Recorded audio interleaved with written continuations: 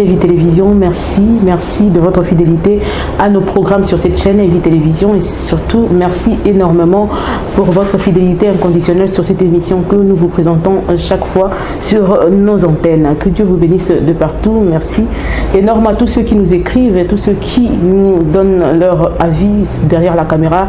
Je le dis souvent sur Messenger, sur WhatsApp et sur tous les autres réseaux sociaux. Que Dieu vous bénisse de partout. Vous nous prouvez énormément que ça vous tient à cœur et que tout ce que nous faisons vous plaît aussi. Merci pour vos remarques également.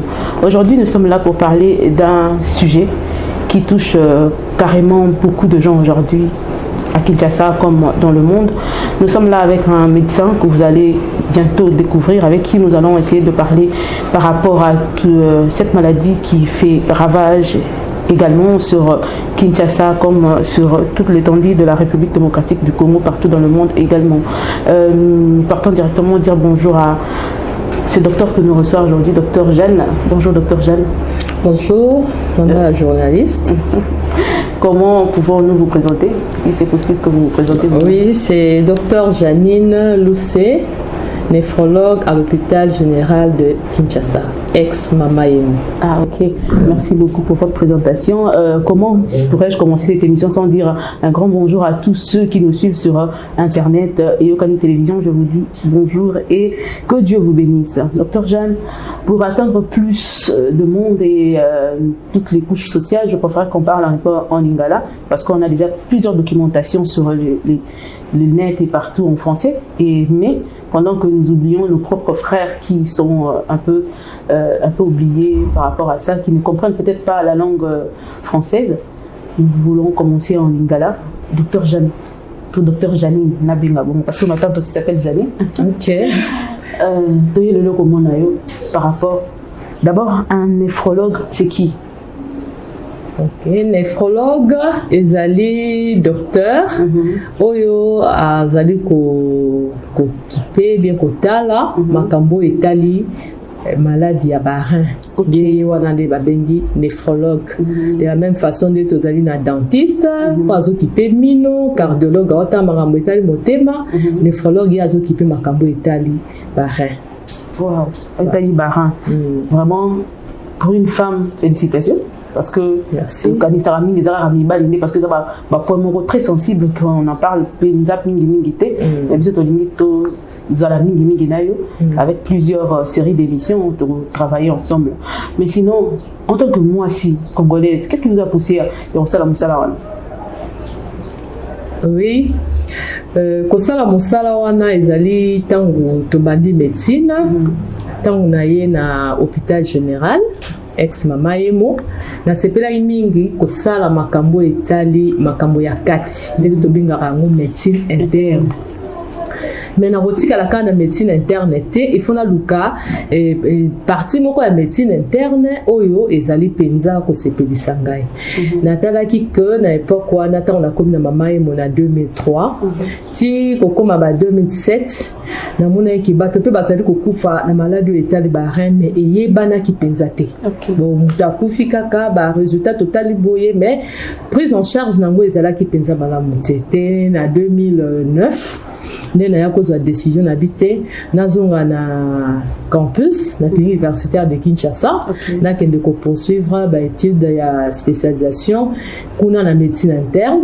Et puis la deuxième partie nango nena ya ko tika la mingi na makambo etali penza barin. On a déjà zaki généraliste. On a déjà zaki généraliste. En 2003 déjà zaki généraliste. Donc la 6 na promotion en 2001-2002. Na 2003 nde na bandi mosala na Mamaïm. Na 2009 nde nazongi sous classe na campus pour la makambo état de spécialisation.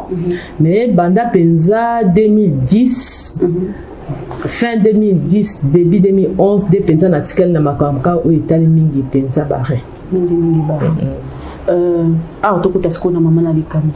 Barin ezali eza organe, eza maladie. Tant que nazo bela barin. Est-ce que le bama d'abord bongo? Parce que tout ça il a abusivement ba terme belé. Est-ce que ba lo baka nazo bela barin? Tout ça on a terme moko approprié pour na muto bela barin. Tout grand eza organe moko na nzoto. Oui, ezalaka et le bama de façon vraiment abusive. eza peut-être ndenge bato bayokaka nazobela barin bon au fait moto asengeli koloba nazobela bien azobela maladie ya barin wana déjà correct. Okay.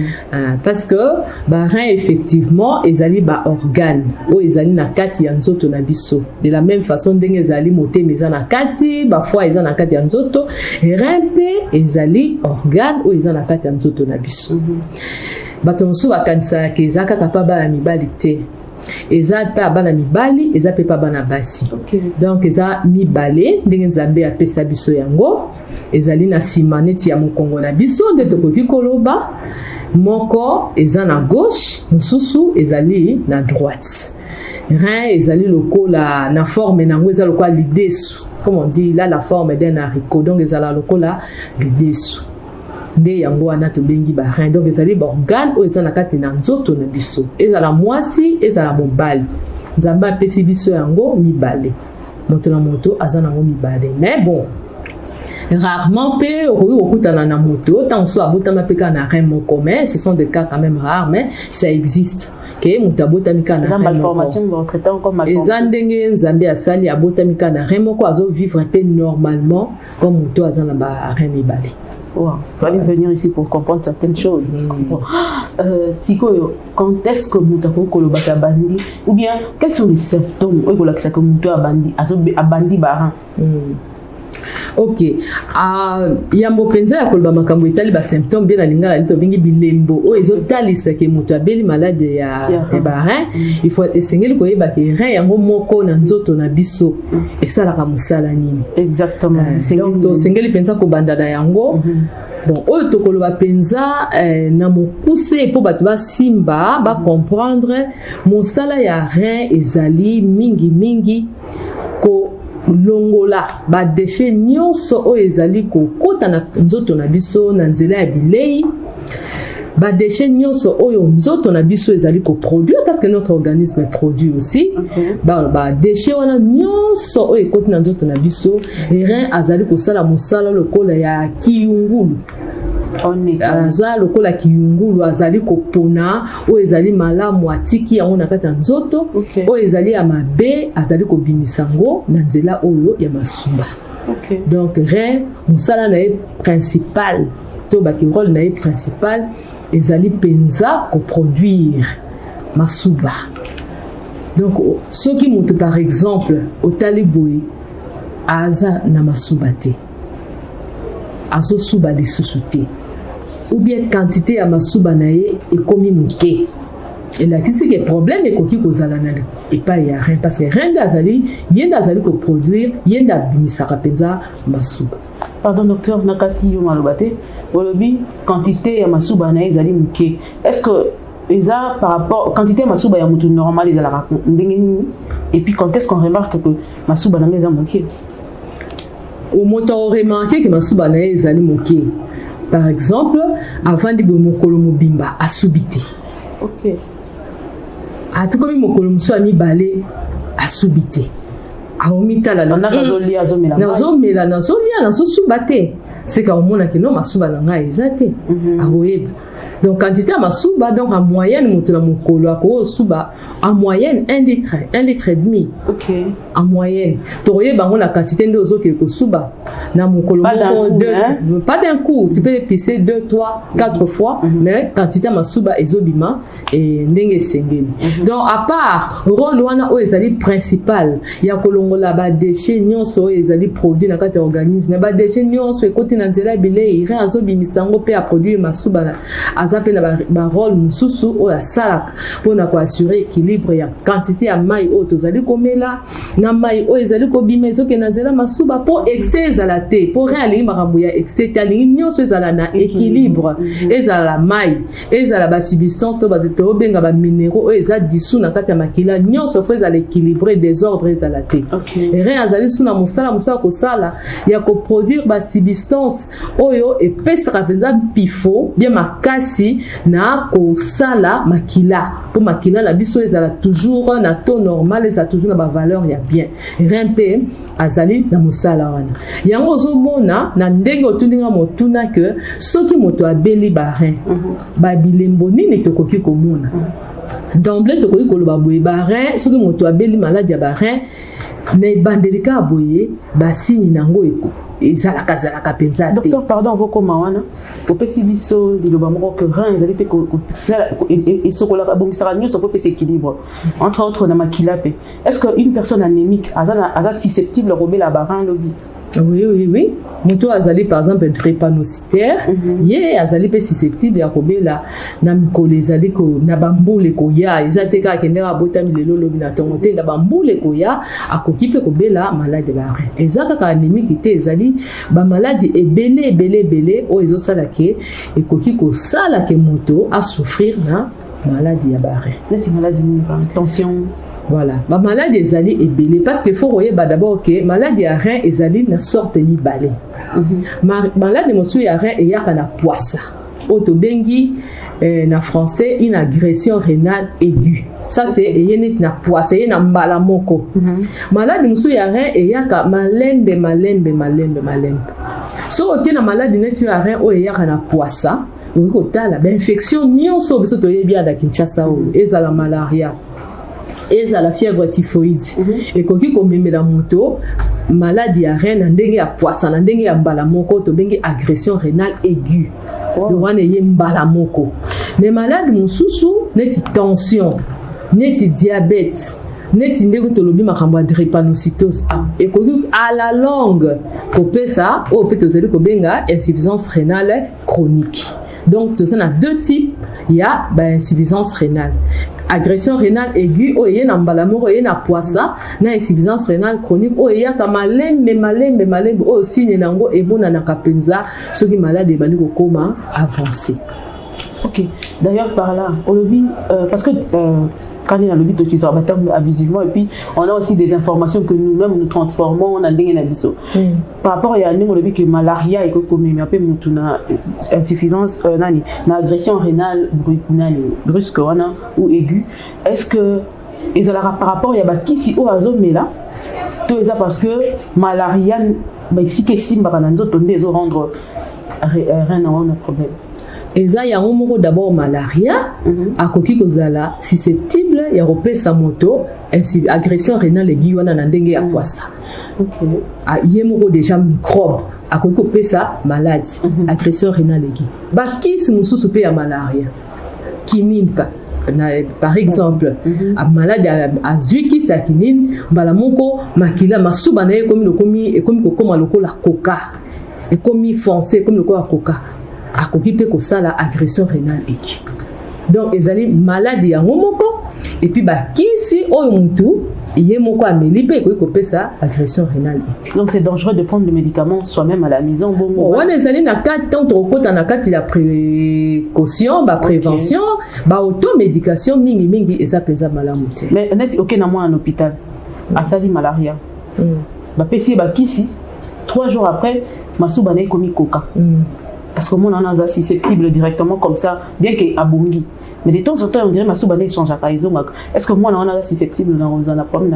Bon, ceux qui sont à l'hôpital, PC qui si ma soubana est commis coca, donc on a terme la biso médicale, on hémolyse intravasculaire.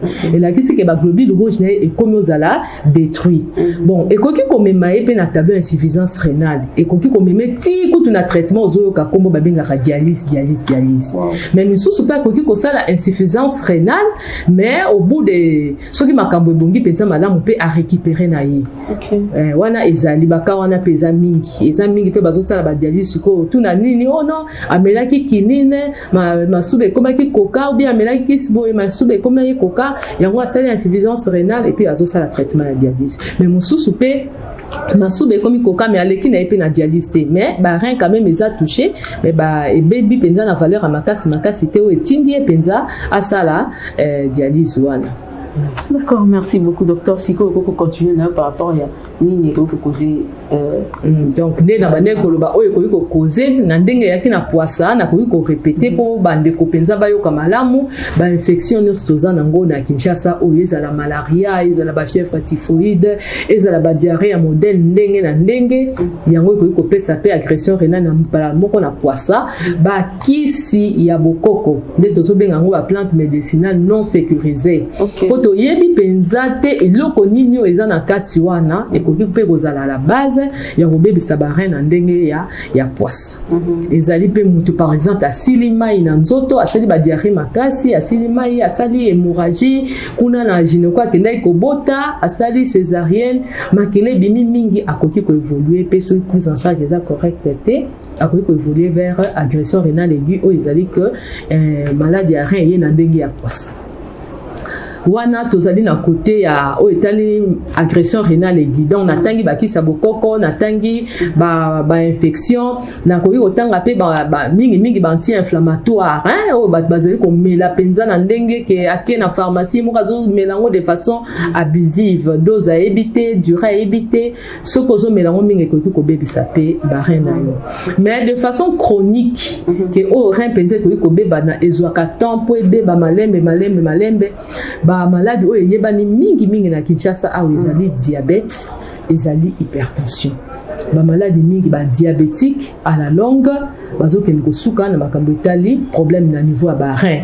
Ba hypertendu mingi bazo ke ngosuka na problème etali ba rein. Mais hormis ça ba malade musu ezali ezakaraté hypertension et diabète, totangi drépanocytose ezali maladie, ba maladie inflammatoire, ba maladie belé et koki ko évoluer vers tableau il y a insuffisance rénale. Et ça là cancer, ça peut évoluer dans tableau d'insuffisance rénale chronique. Et si est-ce qu'il y a ces aliments qui peuvent permettre de garder baran na yo alimentation na biso pe cause à parmi ba cause et ko bebi sa baran ya mo. Bon, alimentation, parce que tu vois, avec la modernisation, montono salingi kakalia malamu, alia babloko isa mafuta bien, iso mona na kitoko likolo amesa, ce qui fait que to bossa ne penza kolia de façon équilibrée. Biso na rien to lo bake pour la prévention de bi, mangeons de façon équilibrée. To lia bile na ndenge penza na epse ke rien azo singa maraba équilibre. Donc to lia de façon équilibrée. Éviter trop de sel, éviter trop de sucre, donc mungwa ebelete, sukali ebelete, mafuta ebelete, donc ozolia penta de façon équilibrée, de façon que ba rein na yo ezala protégé. Parce que ce qui alimentation eza équilibrée te. Yo zakara mutu biloko ba mungwa ozala prédisposé au sala pe ba hypertension. So oza mutu kaka ba sucre, oza pe mutu oza prédisposé au sala ba diabète. So ozaka mutu ba mafuta kolia ba mafuta yo mo ozo mona kenzoto penze ko komila na ba 200 kg ba 150 mais ozo ko kitisa te mafuta ozo kena na nzela ya obésité ezala obésité ezala hypertension ezala maladie ya sukali nyonso terminus nango to suka ka na niveau ba rein problème ko koma na niveau ba rein dans la plupart des cas. Voilà, donc il y a on la biso na précaution to ba manger de façon équilibrée, éviter ba mungwa ebele ba sukali ebele ba mafuta ebele. C'est vrai, c'est difficile hein, parce que c'est à cause de la modernité que bazali ba fast food bazo kendeka akuna, donc se représenter mutumwa légumes boye. C'est tous les enfants d'aujourd'hui. Wow. Ça. Est-ce que ils sont héréditaires d'abord? Bon, nyonso eza penza héréditaire te hein, nyonso eza héréditaire te, ezali ba maladie ya ba rein o ezali penza héréditaire, au moins na libota boye papa abelaka ba rein, mwana pe moko na kata libota abeli ba rein. Ezali maladie moko to bengaka polykystose rénale, eza penza maladie héréditaire. Toza na baka papa abelaki yango, loko papa pe loko aza soki aza intellectuel ayoki ki effectivement c'est une maladie eza héréditaire, akoki kotinda bana na pe batala bango omona pe bana pe ba découvrir que ba rein eza na ba problème, mais ils ont fonctionné na ona normalement, les autres sala na normalement ba signe eza na noté. Ils fonctionnent normalement ba signe eza noté, mais faut est-ce que na délai moko motifo a talisaka. C'est ça, il y a quels sont les genres des examens qu'il faut faire pour le retard des salariés régulièrement? Bon, l'examen ezali examen tout simple pour nous dépister côté la penza so rein ils ont fonctionné normalement masuba kaka.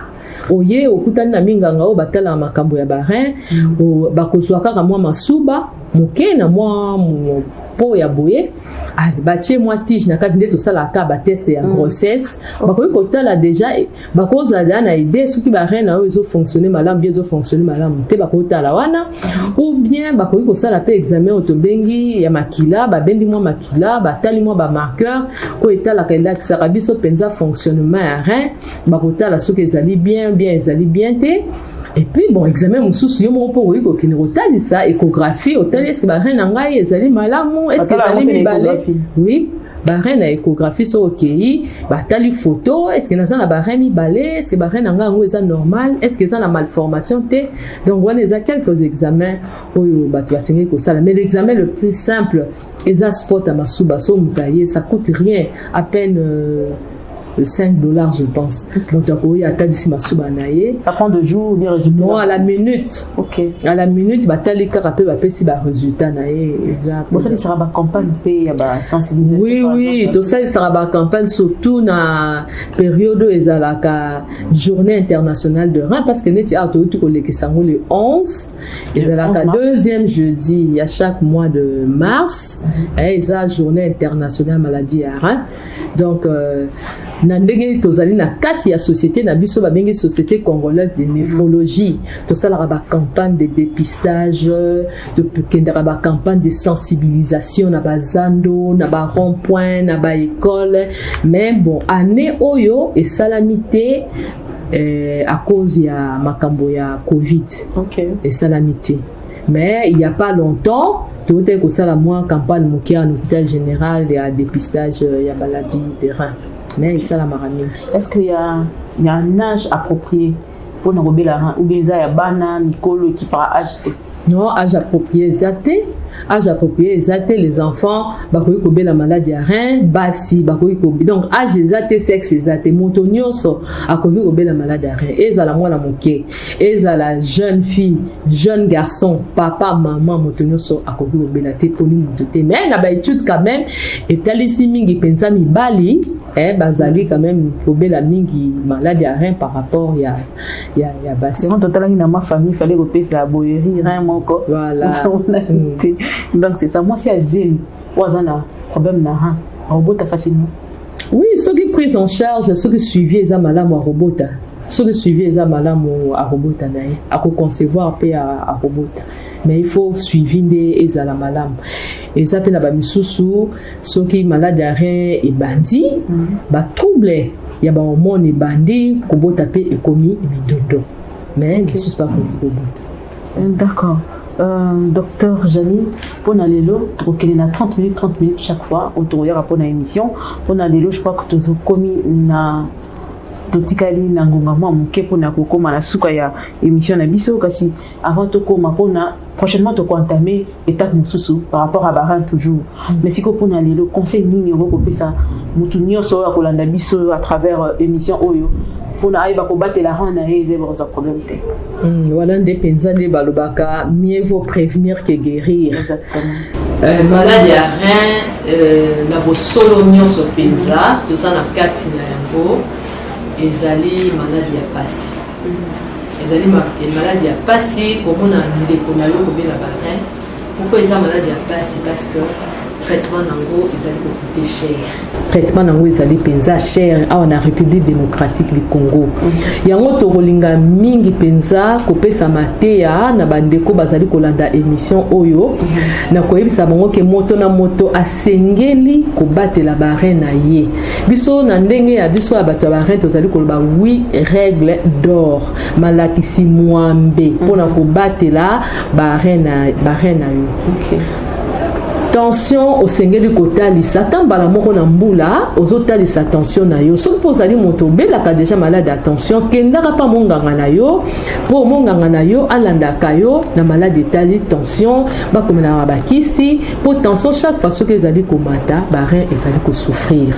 OK. Soki ozali déjà moto ya diabète o sengeli ndenge moko kokende pa monganga kotalisaka sucre na yo po bazwa yo en charge soki pe nanu yo obeli diabete te ata na mbala moko na mbula kende talisa valeur yo talisa sucre na yo batala soki ezali normal bien ezali normal te esengeli pe komela mai awa nazoloba likamba cure doté nazoloba mela mai de façon suffisante en moyenne 2 litres d'eau chaque jour ezali bien pour na protéger ba rein parce que ceux qui ozali komela mai te ba rein na yo kokende na souffrance soki pe ozali komela mai ebele nde bato bamela ba 5 litres ba 6 litres ozali kopesa musala makasi na niveau na ya ba rein pe ozali ko diminuer bomoi na yango soki possibilité epesameli yo ya kosala exercice physique ezali malamu koleka moi 30 minutes chaque jour ya kosala moi sport à moke ezali malamu koeviter likaya koeviter masanga koeviter automédication eza kaka mpona kisi ya bokoko te même mpona kisi ya mondele ere nyonso okei okezwa soki nini omeli ozwi do bakombo nyonso oyebi donc il faut koeviter yango et puis ya suka ezali mpenza kolia de façon équilibrée soki olia babiloko eza tolekisaka bamunga bamafuta basukali osengeli kolia mpenza babiloko nyonso ndenge bato basala makambo kolia bazali kote ya biso bafruit ezangaka te na biloko na ntango eza kolia c'est vrai que vie ezali cher mais bon mwa mbuma ya 500 francs ezali et mpona koaccompagner repas eza mabe te. Merci beaucoup docteur pour la conseil makasi pe malamu mingi o bandeko balandi basi kolanda avant na tout qui s'appelle on a deux questions ko yelinga parce que généralement ça se dit entre nous soki mutazo suba mingi na butu c'est kana azo kende vers problème maladie à rein est-ce que ça ya solo bon eza ba contexte ebele mutazo suba mingi a cause moi mobali eza pe signe pona kotalisa ki azali kobela prostate surtout so eza pa mona mobali soki pazo suba mingi ezali pe signe ko kotalisa ki azali peut-être na infection na niveau ya masuba soki pe signe azali ko suba mingi to kotalisa ki ezali kotalisa ki tant supa beli maladie ya sukali donc ezali contexte donc azo suba mingi amela ki pe ma ebele na butu donc faut otala ba contexte wana nyonso ndenge na ko répéter donc so aza mobali azo suba mingi na butu keba boke rota na prostate bon moi si nazo suba mingi totala na sukali nazo suba mingi kozanga sana infection ya masuba te donc nyonso wana faut otala na contexte nini okoki ko tia yango tout le monde va ça déjà augmentation à sucre à un moment et puis esili et kati est-ce que rien n'a été cause à toucher à ça la augmentation à sucre et kati mais attention problème tout sera belle malade à rein et kazaki diabétique rein na ko normal et diabète na ko normal c'est-à-dire azali diabétique c'est comme malade à rein et ko kutaye na kati na diabète na ye okomona mingi moto wana to na ye asukali ezo mata isusu te pourquoi parce que rein de ko poser problème wana mingi c'est comme ça mais moto o ya sali maladie ya sukali et puis sucre na ye est commis presque normal moto wana asengeli de temps en temps azonga pa munganga na ye po munganga na ye a contrôlaka a contrôlaka sucre na ye d'accord ya suka ezali le plus jeune patient na carrière na ya maladie ya retraité na maladie ya ou yokuta inazana âgé bon moi le plus vieux c'est avec l'âge le plus jeune avait 6 ans. Wow. C'était une petite fille, une fillette de 6 ans. Abelaka penza insuffisance rénale donc maladie à rein ou ya poissa. Donc ça la ka épée traitement dialyse nzamba sungaka ya komara bien. Bon les plus vieux on a coûté naie 89 ans. Mais na 89 ans libota penza et boyaki pour asala traitement ou ya dialyse a uta ipé kotika biso. Radio, merci beaucoup docteur, vraiment tu apprendre à ébeler énorme. Je crois que ma question que y a des sous-sous, bah tu vas raison que c'est la biso, bah on peut s'habituer tu royer là yo vraiment tu commis nasuka. Prochainement tu royer au télévision du solo il y a traitement ils allaient rendre est-ce que tu as supporter un monde va supporter traitement ya cancer tu es là comme sous ainsi de suite mais le lobana ya suka le lopona bande connait so bandi ko la le PCP numéro non si c'est possible. Bon le lobana ya suka eza d'abord kotonda bino botondi parce que makambo tozoloba o soki médiaté eza pas si penza po bato petit peuple ayoka kango po batmingi kutu ayebi kutu te kazaka na rein moto muso akoyeba ke rende pesaka mwana eboti saka donc soki bino bato na média ba journaliste bozali koleka te mpona kotuna biso mwa mituna ezali mwa pasi yango mpenza natondi bino botondi na ndenge boye numéro na ngai ya telefone ezali 081 05 06 214 et puis 090 95 68 613.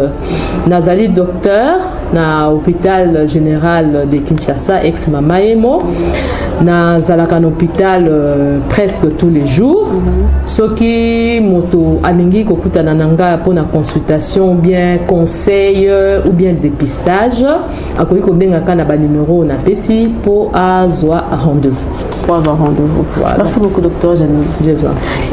Très chers téléspectateurs, je suis sûr que vous s'appelez Makasi mingi na émission Oyo, vraiment c'est une première mais ce ne sera pas une dernière. Toza ba aspect nyonso ya médecine, toza na ba gynécologue, toyo ko solola na docteur Janine Luceo talisi biso ndenge nini ko batela ran na ndenge nini eloko nini ya ko éviter, eloko nini pe ya ko sala yango bomoni mais série ya ba émission ezali ebele bokozwa yango ya ndenge na ndenge tokozongela ye lisusu ba question na bino nyonso bokomela biso ndenge na mesana ko derrière la caméra kuna ne tokosolola malamu bo pesa biso ba question na bino tokoya nango epa ya docteur akopesa bino ba réponse na bino bokozala dessus te et puis kobosana te osabonner na eyokani télévision sur internet kuna nde bokomona intégralité bokozongela bokotala ndenge bolingi na télévision programme na biso ezali wana beaucoup zoyango lisusu précisément Nicolekoya Nzamba mona papa Bolabino. Merci beaucoup Nabino Luther et l'équipe technique qui m'accompagne. Merci beaucoup à notre DG Semben Ngouma que nous saluons aussi. À